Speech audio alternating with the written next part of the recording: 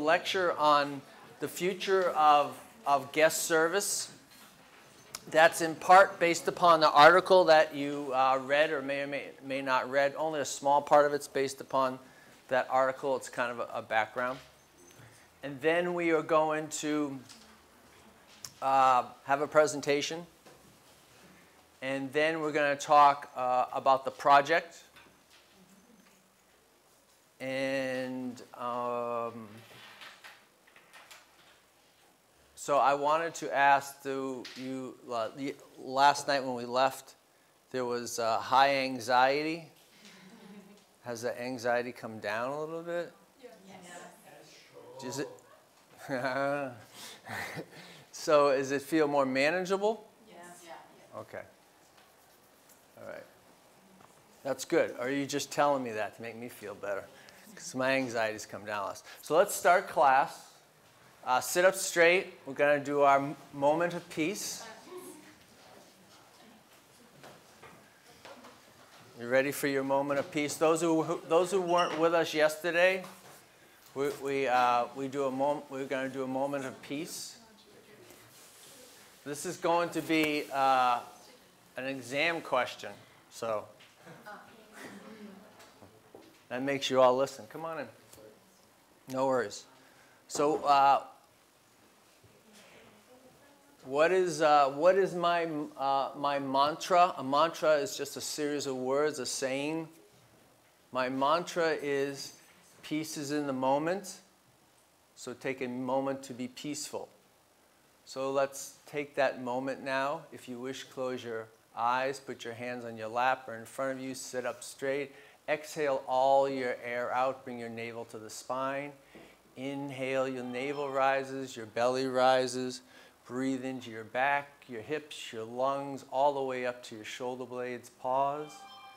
Then exhale, release, relax, let go.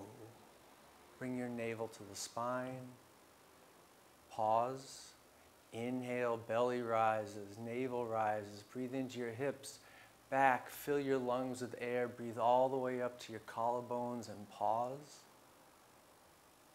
Then exhale, release, relax, let go. One more time, navel to the spine. Last breath, make it your best yet. Inhale, belly rises, navel rises. Breathe into your hips, back, lower lungs, upper lungs, all the way up to your collarbones and pause. Then exhale, release, relax, let go. Bellissimo. Okay. That always seems to at least quiet you down. If you haven't shut your cell phone off, like apparently I haven't. There we go.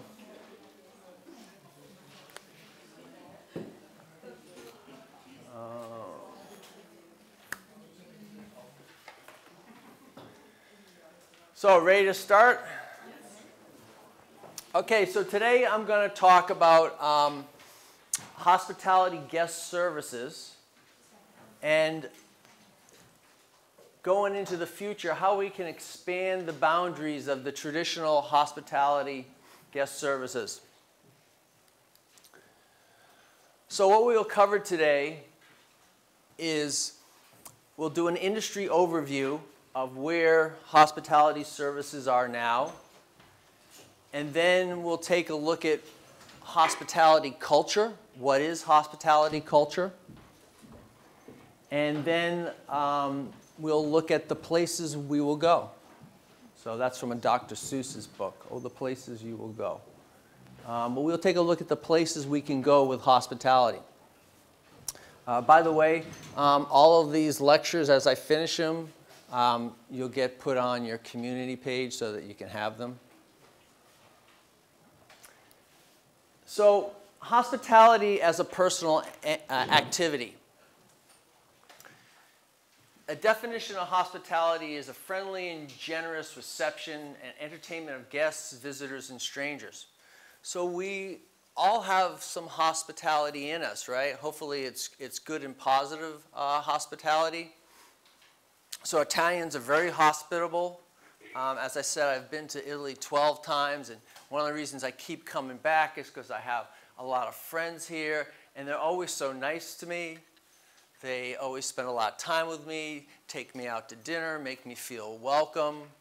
I met the hospitality tourism department, yesterday for lunch. Tomorrow night we're going out to dinner. And on Thursday they've arranged a special yoga session for me. It sounds very mysterious. I don't know what it is. But they just keep saying we have a special yoga session. So they know my passion, so they're indulging my passion. So very hospitable, very nice. And so this is all personal hospitality. But hospitality is also an industry, as we know, right? And as an industry, it's made up of businesses and services that provide food, accommodation, beverages to tourists and to travelers, as well as to local people that live in and around wherever a business may be. So hospitalities tend to have more than one focus. Most hospitality businesses. They're neither all tourism or neither all local. Most of them have a little bit, but some are pure one way or the other. Then we have the travel industry, which is part of the greater hospitality, tourism, and travel industry. So the travel industry is a business industry that's engaged in bringing passengers, primarily people, which are passengers, from one point to another, from point A to point B. And that can be done in various ways, right? So anywhere from walking to flying an airplane, cars, buses, trains, cruise ships. So these are all part of the travel industry. Tourists are people traveling and staying to a destination for business or pleasure for not more than 1 year. So if they stay beyond a year, they're generally considered somewhat permanent.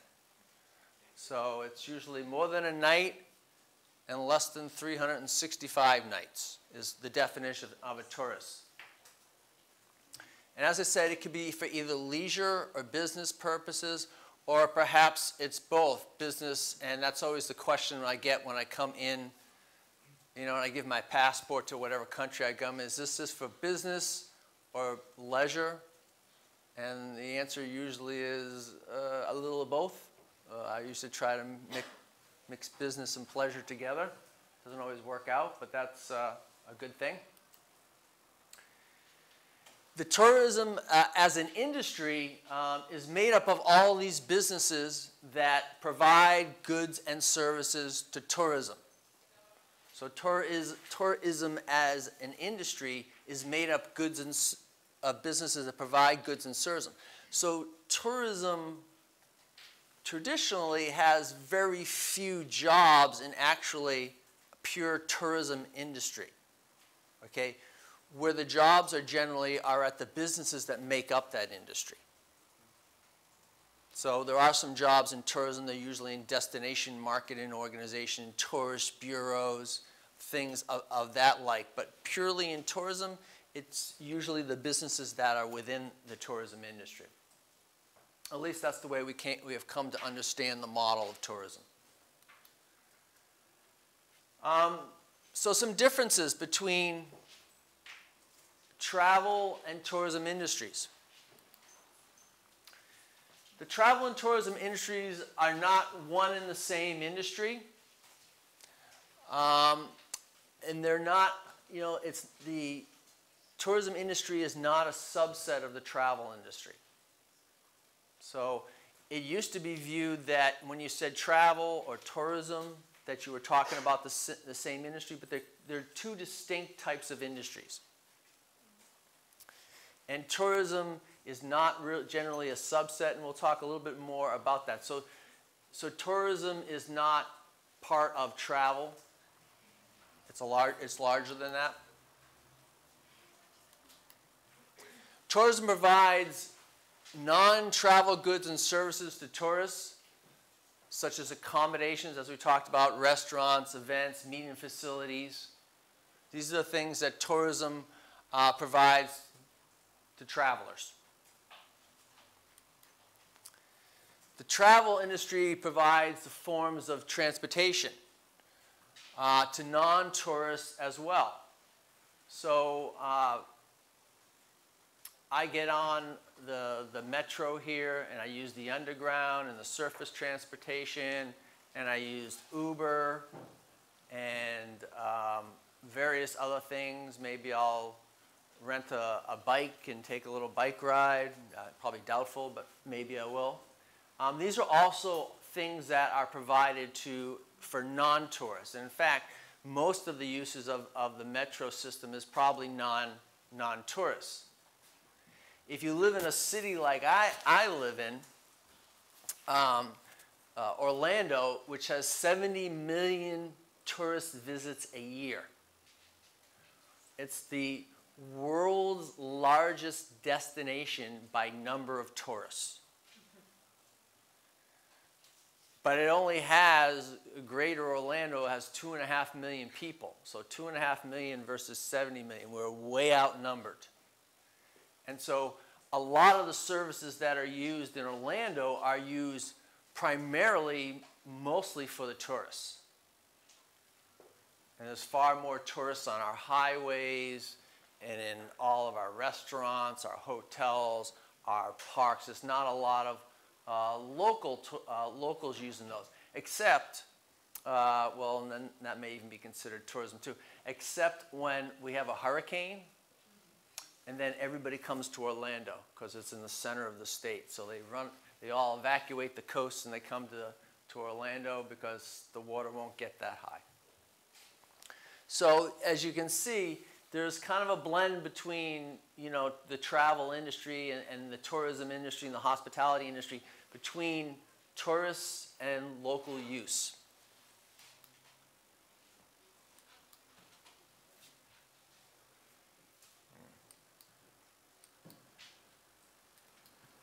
There we go. The difference between the tourism and the hospitality industries. So hospitality provides goods and services, as I mentioned, to non-tourist local residents. So that's the difference between hospitality and tourism. As I just mentioned, go either way. Many hospitality businesses don't deal with tourists at all. So for example, you have clubs, maybe exclusive clubs in a town. Let's say a football club that members belong to. You may have assisted living facilities that people live in when they get older, and those aren't used by tourists. You have institutional food services, like for example on campus here, that tourists generally, for the most part, don't use. And so these are parts of the hospitality business that are there but are not used by tourism or travel. So the tourism industry is larger than hospitality, however. Hospitality it comprises part of the tourism industry. And there are also many non-hospitality businesses, travel trade, travel agents, tour operators, tourists that while they operate in a community are not used by the locals. So it goes both ways, right? In tourism, you have components that are used just by local population, perhaps some restaurants. You have components that are used by both tourism and locals, and then you have those things that are used by one, not the other. So it could just be by the traveler, the tourist, or the locals. So these are the intersections. So Prism has presented a model, which you guys are going to talk about today. And so a little bit of that's okay. Yours is going to be better. What you're going to talk about, if you want, you can use this model too. We'll leave it up there. So Dr. Prism has presented a model which just indicates where these overlaps are by where the circles intersect. So where the hospitality intersects with the tourism industry, where the travel industry intersects with the tourism area. And those things that are individual, so for example, clubs, institutional food service, assisted living, are institutional are just for hospitality. However, in the black, lodging, restaurants, events, and timeshare, they overlap both hospitality and tourism, and the same on the travel side. So this is the intersection that I was just talking about these industries.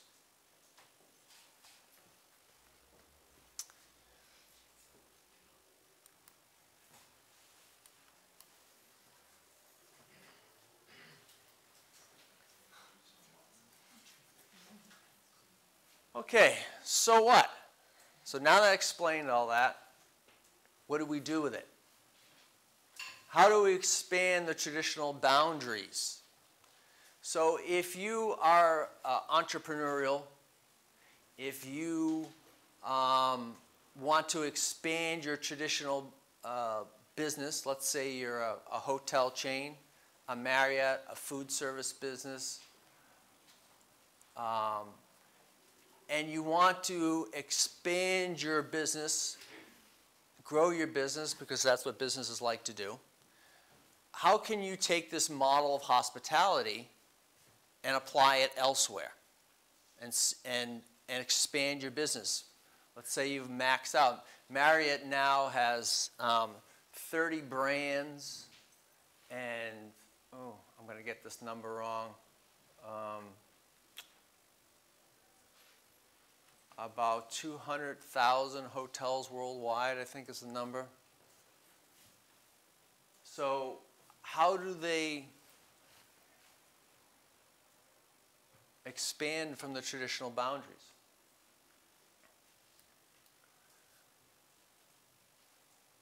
Whoa, that was not good.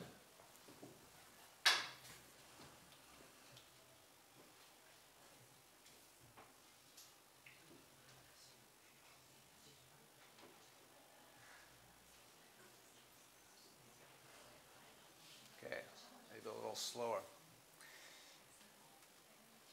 So hospitality organizational culture, and this is where how we can expand from the traditional boundaries. Hospitality organizational culture is a system of shared traditions, expectations, assumptions, values, beliefs, which govern how people behave in an organization.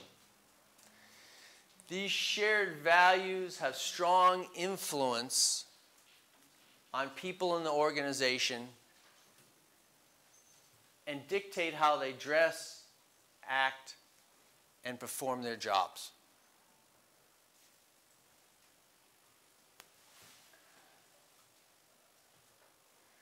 So what I thought we could do for a moment here, we won't take a lot of time, as an in-class activity is, I would like you to pull out a piece of paper and, yes, pull out a piece of paper. That means you have to open something out, pull out a piece of paper and a pencil. You can write on, it's nothing you're going to turn into me. You can write it on the back of anything. You can write it on the back of your syllabus. You can write it on the back of your hand. You can borrow.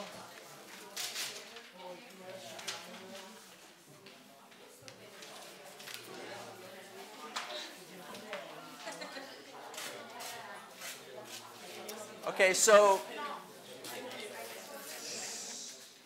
I usually do at least one of these in all of my lectures. Today we're going to go a little faster than I normally would do, but I normally do one of these in all my lectures, so don't be surprised if I tell you to pull out a piece of paper. And usually I will have you work in your teams for a brief period of time, but today we're just going to do this individually. So what I would like you to do, I would like you to think, you can do this one of two ways. You can think of yourself as a hospitality person, your hospitality, individually, or you can think of a business, an organization. It doesn't have to, it could be any service organization. And what I would like you to do is think of 5 attributes, which are qualities, bless you, 5 attributes or qualities of hospitality for the organization or for yourself. So that you think are essential, or you think of this particular business. So you're all working with the Dorchester brand. So maybe you can think of Dorchester and think, okay, what are 5 essential cultural attributes that come through from that company? Or you can think of yourself. So let me give you a starter for an attribute. In hospitality, hospitality should always be, I'll give you the first one for everybody, should be friendly, right? There's the first attribute. Now all you got to do is come up with 4 more.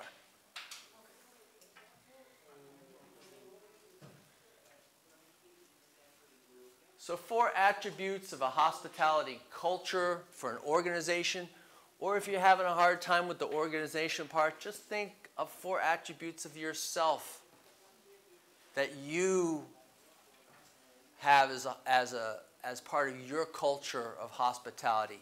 Maybe it's fun. Maybe it's always beautiful. Each organization, each person is going to have slightly different attributes. But there are probably some that we can all agree on that are attributes of a hospitality culture.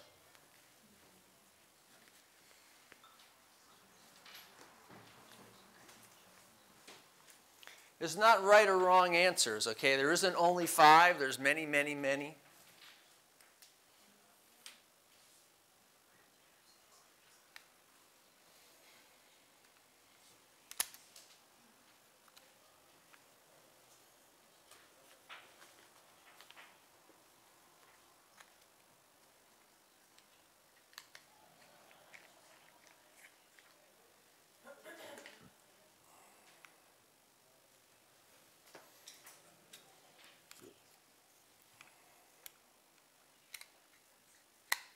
Okay. Besides friendly, how about sharing some of your attributes? Irene? Reliable. Reliable. That's very good. Flexible. Flexible. Passionate. Passionate. Nice. Available. Available.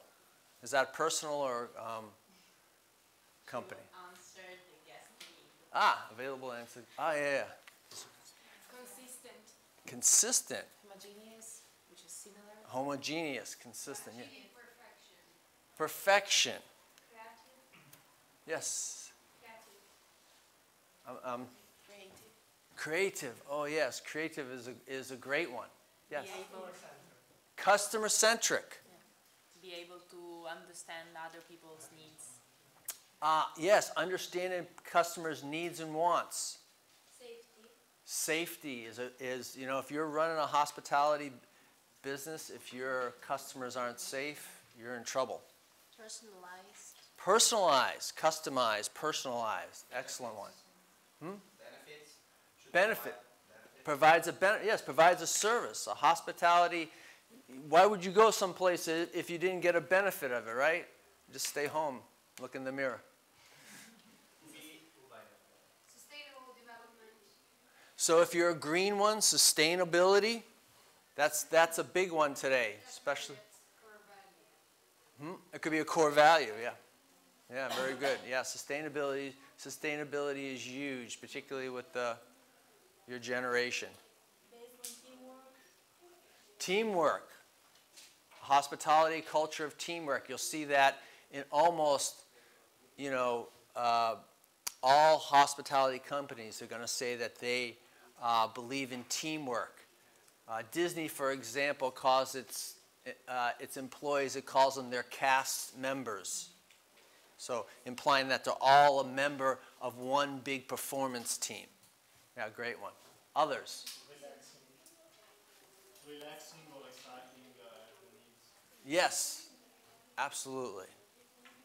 So anybody else want to share the last one or two? Interactive. What was the other? Digital. Online. Oh, well, yes. That may not be a cultural aspect, but it could be. I mean, if you're Amazon, or you're Google, that's part of your culture. Absolutely. If you're, what are some pure online hospitality businesses? Maybe.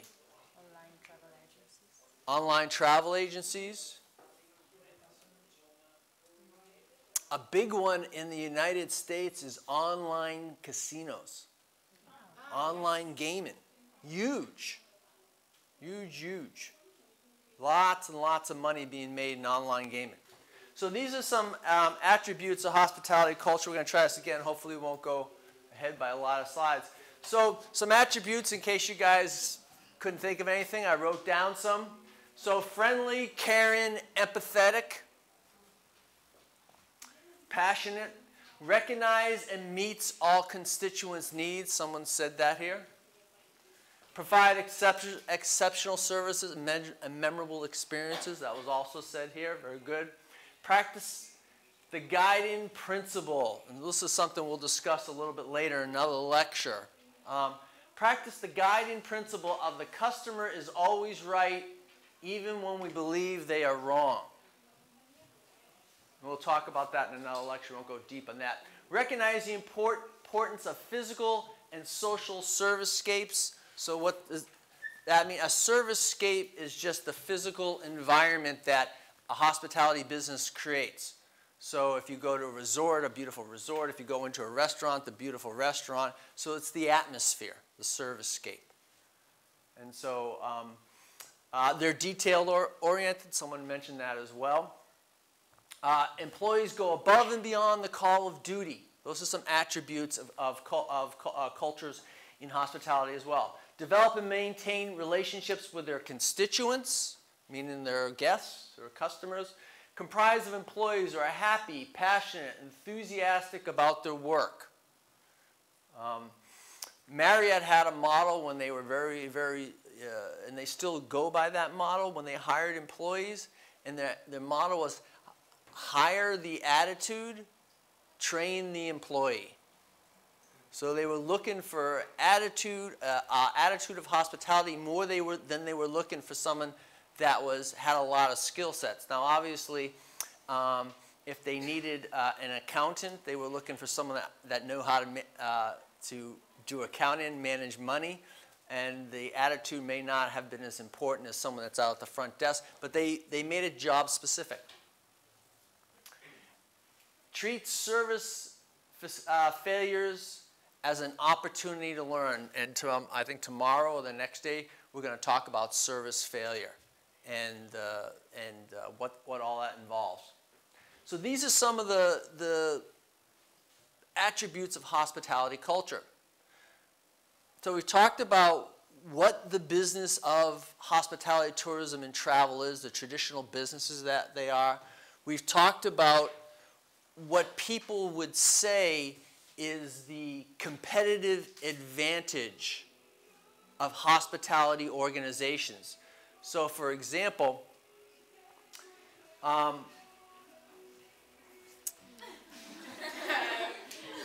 we have a, I'm okay with it. We have a career fair. I don't know, do you have this expression? Yeah. So at my college, we have a career fair, and we have one twice a year, and businesses come out from outside to recruit our students. And so we always sell out. We don't have enough space in our school. So this past, we got the most businesses that we've ever got there. We had 77 businesses come in to recruit our students. About 10% of the businesses come from areas that you would never think of as hospitality, and in fact, they're not. But the reason that they come is because of this. Because the students that graduate from our hospitality program have learned, you know, the students that migrate to hospitality in general like people. They're friendly, they're empathetic, they're caring, you know. They're generally not hostile, hateful, and hurtful. I mean, these generally are not the people that come to hospitality. And other businesses have recognized the quality of this, and they're taking it into their industries. The most interesting one is funeral homes. And when I first heard about that, they come every year to both of our career fairs, and they recruit our students for funeral homes. And so you think, oh, where? But when we talked to them, when we had a meeting with the organization, and one of our students got hired by them and became very successful and now is a national recruiter for them, a chain of funeral homes owns 2,000 funeral homes across the United States. And this is how they phrase it. They are hiring funeral home directors, not morticians. You know, they have nothing to do with the body, okay? And the reason is because they put on in each of these funeral homes, on average, 400 events, the way they view it, events a year. They meet with the families, they plan the arrangements, they plan catering, they order food, they plan decorations, they plan celebrations, is what they call it, a celebration of life. And so when they looked at their model, they said, who's better to do that than hospitality people? And since we have a degree in event management, and there's more students than there are jobs in event management, it was a very good synergy. So now we have a pipeline of students that are going into funeral homes, becoming funeral home directors, and making really good money. So this is definitely non-traditional.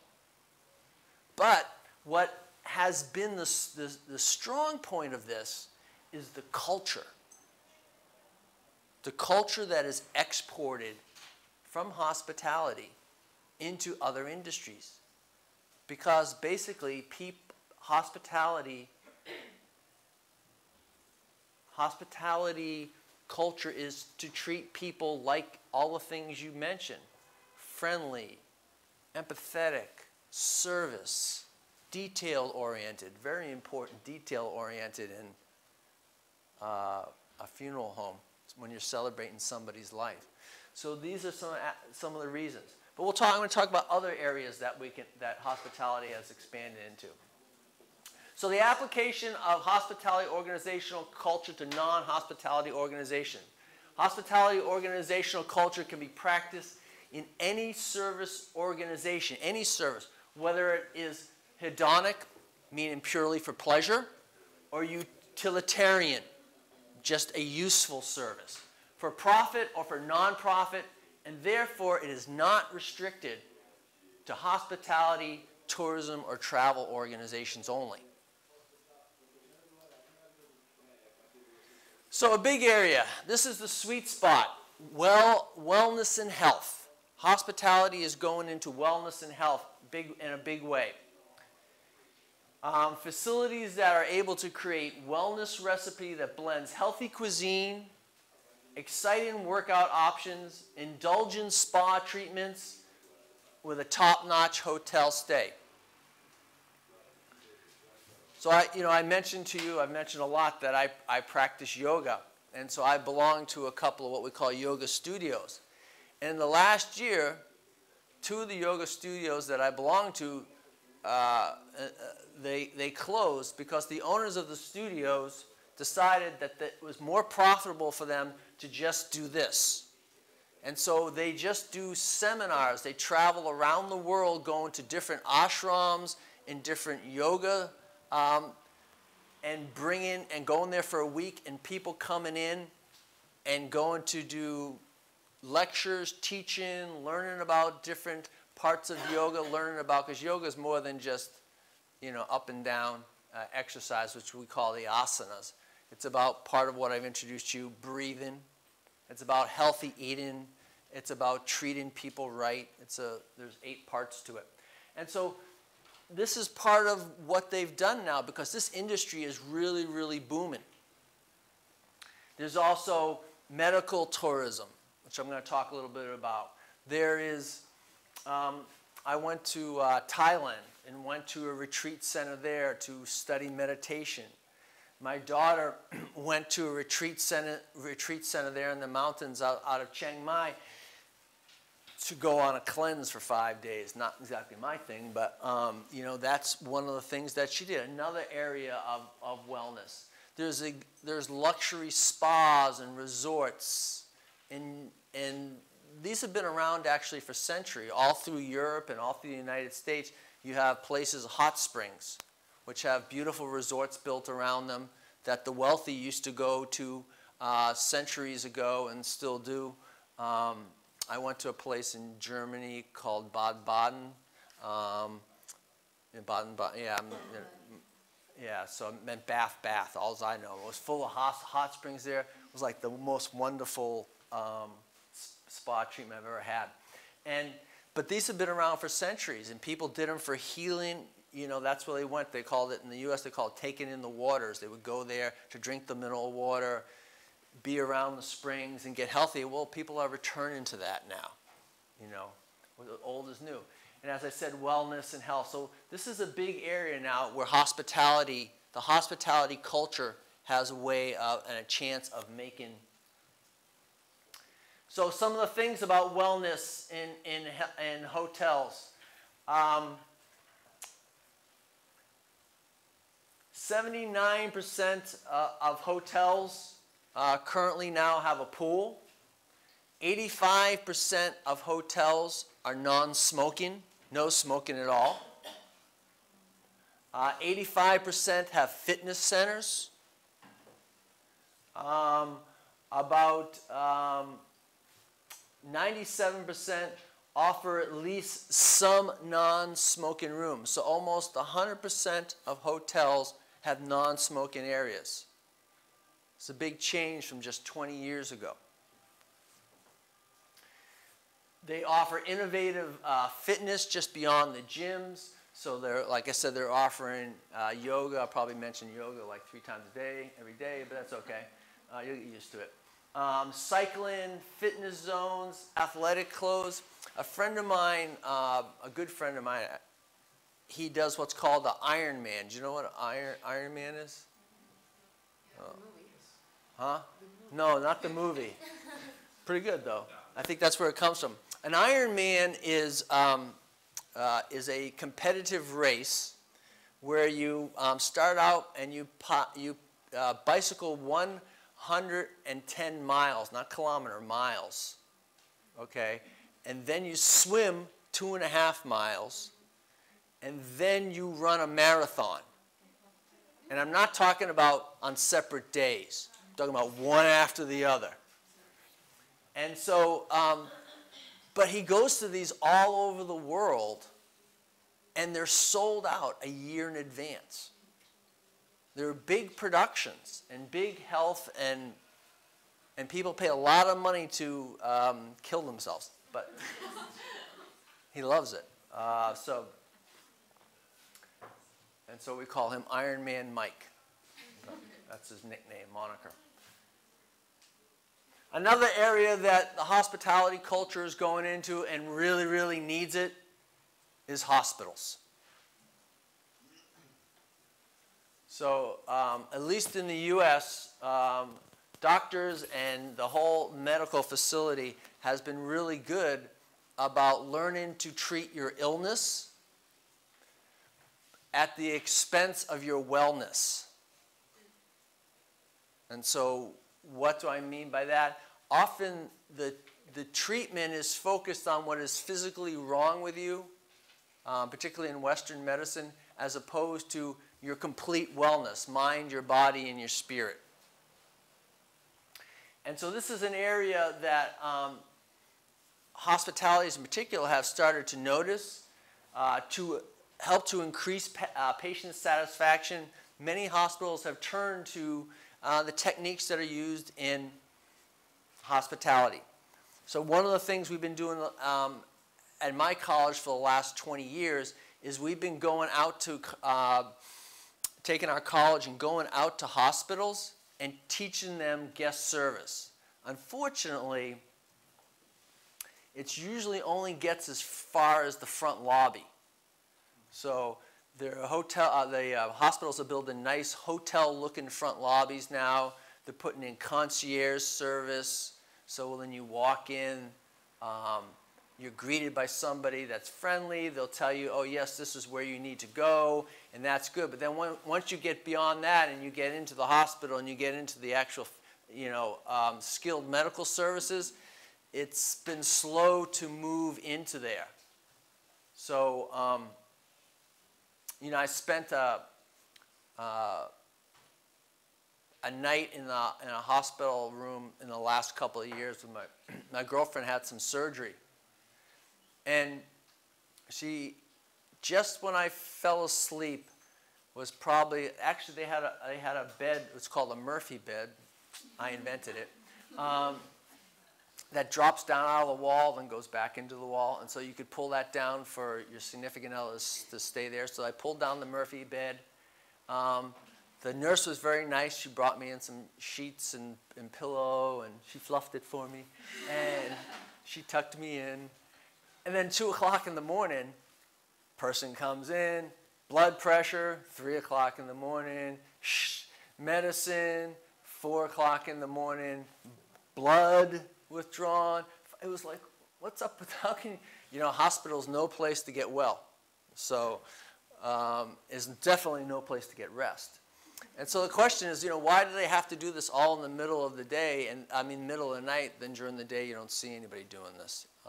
So things like that, just procedures and policies that as a culture we're trying to bring into the hospital. So hospital and hospitality sound an awful lot alike, so I have to make sure what I'm saying. We're trying to bring hospitality into hospitals. And hospitals are recognizing the need for it because their patients, in the U.S., they're starting to tie, the government is starting to tie reimbursements, meaning how much they pay hospitals based upon satisfaction scores. So if people aren't satisfied with the service, a percentage of their payment goes down. So hospitals are becoming increasingly interested in this.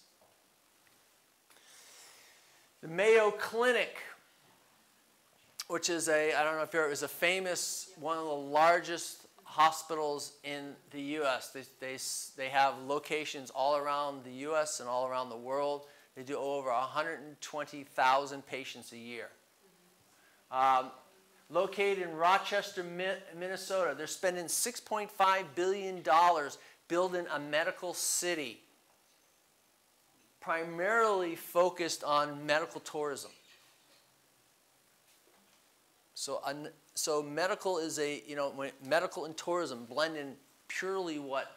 Bringing people in from around the world to have procedures done.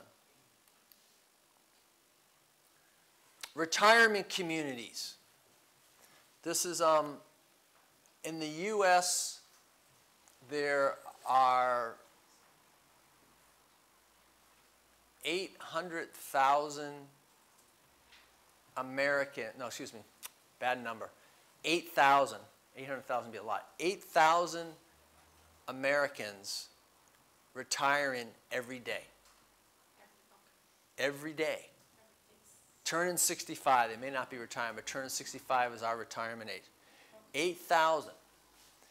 And what's being built are a lot of very luxury retirement communities. And these retirement communities are for what they call, they're not nursing homes, they're not assisted living, they're independent living facilities, but they have medical, connections with medical communities, they have They also have the ability to give care, but they want high quality food, they want high quality accommodations and high quality service. They're for people that have, you know, wealth. And this has also become a big area for the hospitality to go into. So one of the things that we're doing in my college is we have 3-degree programs. So we have hospitality and tourism management. We have event management. We actually have 4-degree programs because we have restaurant management. These are all bachelor's degree programs.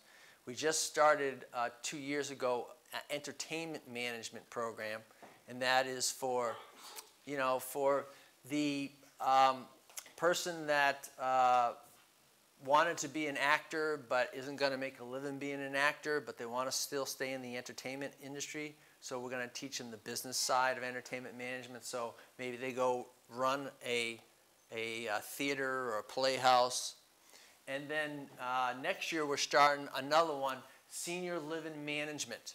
And the reason is because these retirement communities have come to us and have said, you know, we're hiring former hospitality managers to run our facilities because the healthcare managers that come out of hospitals and other facilities don't know how to run this type of facility. So we've started a new degree which starts next year, Senior Living Management, and it's blending 3 areas: nursing, healthcare administration, and hospitality. So the nursing part of it's the medical, gerontology really, into teaching how to run these facilities.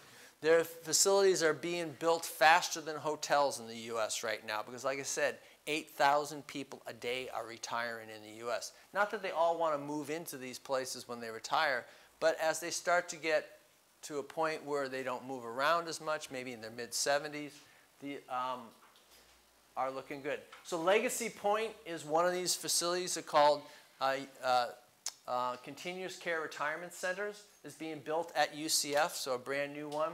We're starting our degree in Senior Living Bachelor's of Management.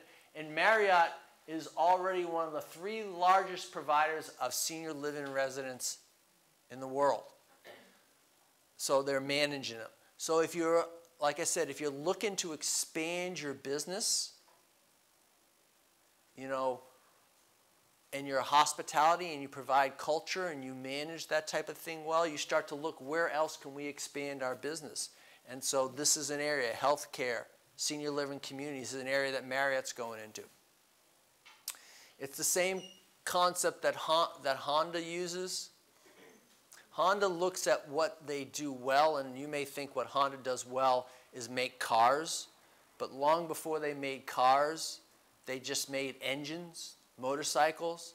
And what Honda looked at and said the core competency that they had was that they made engines well. And so they looked all around and said, where can we put our engines? Not what products do we want to build, but where can we put our engines? So if you look around where Honda puts things, they have some of the best products that have engines in it. You know, they make lawnmowers, motorcycles, cars, generators. These are all things that the only commonality they have is an engine. In hospitality, what we have as a commonality is our culture. And so we're looking to export our culture into other businesses. And this is why all this really makes sense. Government, a place that really needs hospitality. But we've been doing some work. So the Veterans Administration, our Veterans Administration, which is veterans for our military, is one of the largest medical providers to citizens in the United States. So anybody that's served in the military is eligible for the Veterans Administration. They were building a new facility in Orlando, and they contracted us to do a blueprint of their service map and to work with them on their concierge service and how to make the service flow. Department of Motor Vehicles, I don't know if this is the way it is in Italy, but in the United States, if you wanted to get a driver's license, sometimes you'd have to take a day off from work. You know, to go in, wait in line, take the test, take a picture. In Florida now, they've gone on completely online. They working with our college. They've adapted online appointments, and so you make an appointment, and when you walk in and you register that you're there, they take your cell phone number, and they send you a text message when you're 5 minutes away from your appointment. Can you imagine for a government office? And so it's gone from a really unpleasant experience to people are so surprised how quick it is now to go in and get anything done with the Department of Motor Vehicles, tags for your car, licenses, registration, pay tickets, or anything like that. And another one we started working with just this past year is the government of Dubai. They call it their Happiness Project. We're training all of their government employees. We're actually training the trainers right now. So we're training their trainers to train their government employees in how to deliver, we call it guest services. They like the concept of happy service. So we're training them how to deliver good quality guest service. All the components of hospitality culture. So there's lots of areas that hospitality is moving into. Culinary medicine, another one similar to medical. And we have a college of medicine at our university. And so this year we started a program called Culinary Medicine. It's a course for fourth year medical students. And they take this course as an elective, and they learn about how to make nutritious food that people will actually eat.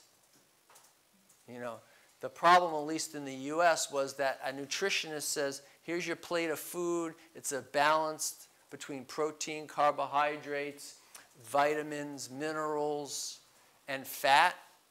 And then you put it in front of the person, and the only thing they eat is the dessert because everything else tastes so bad.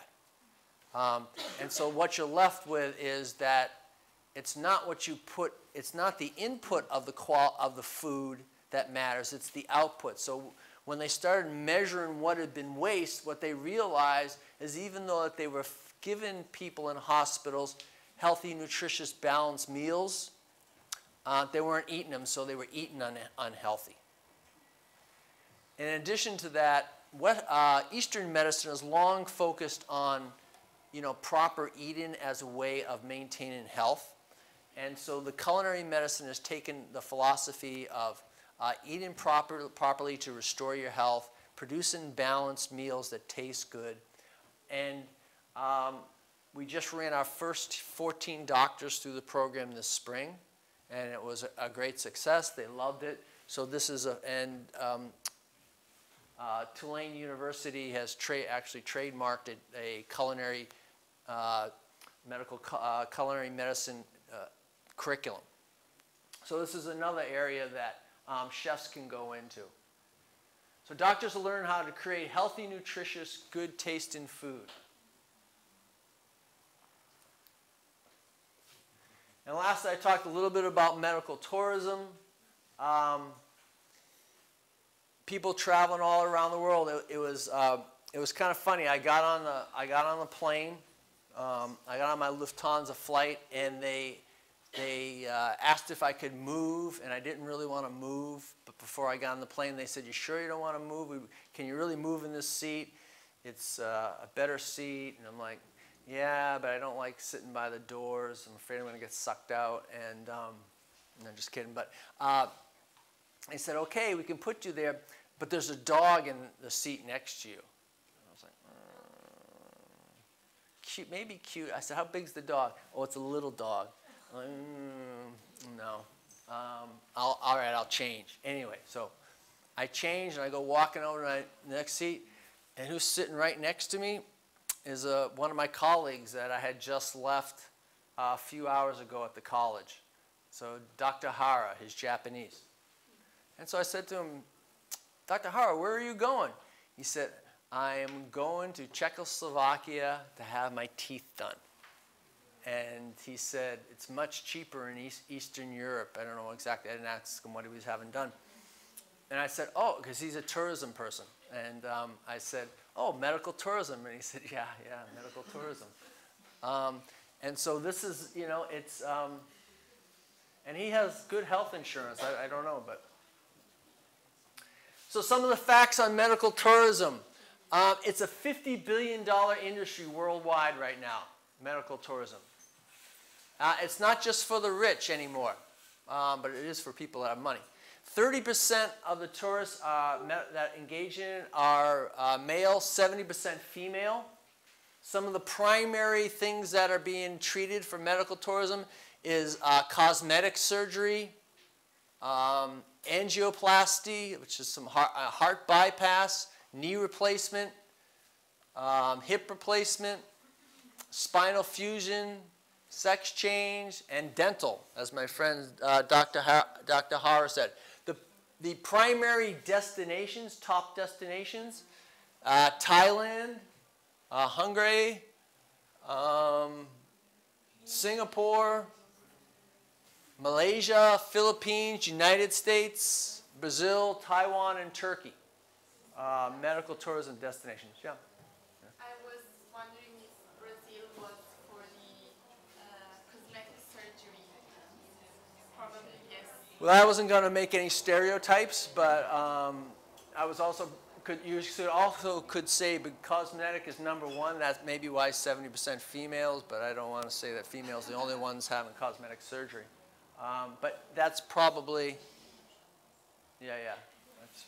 That's probably true.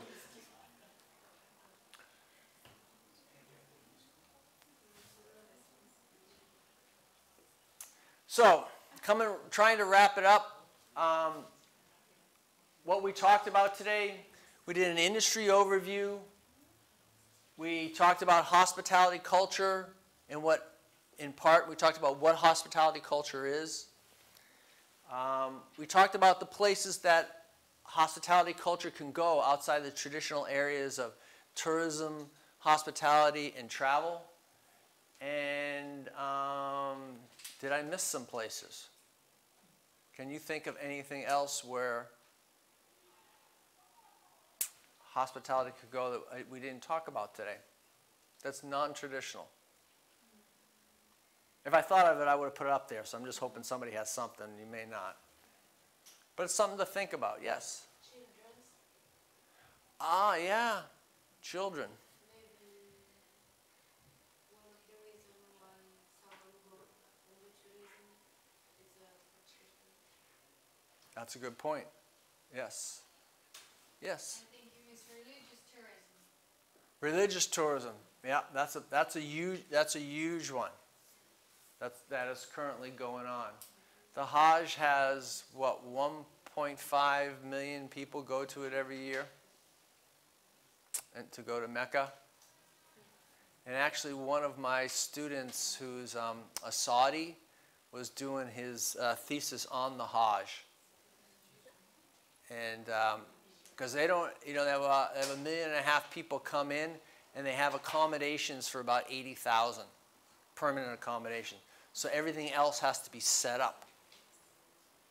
So it's a huge, huge undertaking. Probably educational tourism.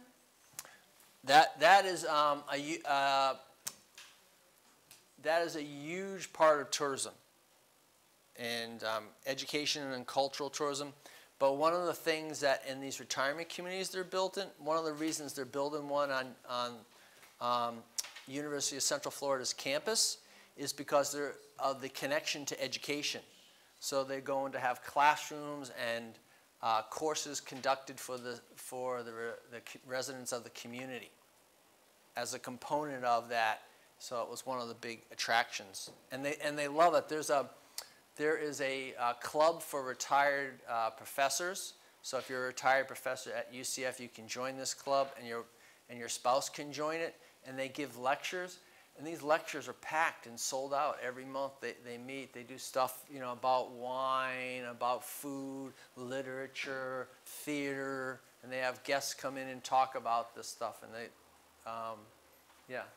So people with extra time on the hand like education just as much as those that have to go. Anything else?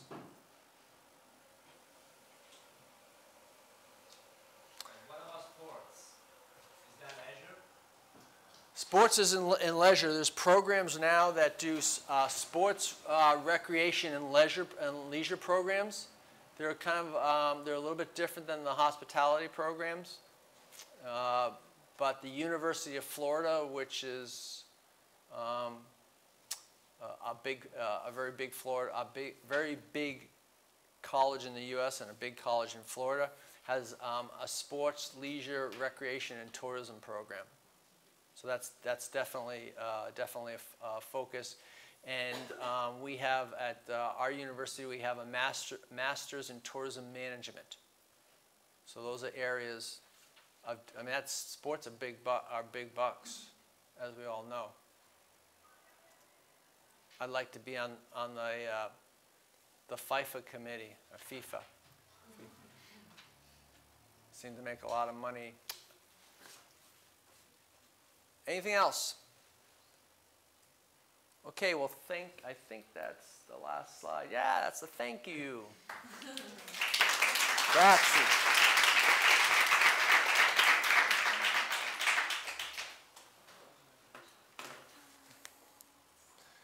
Okay, let's take a quick break.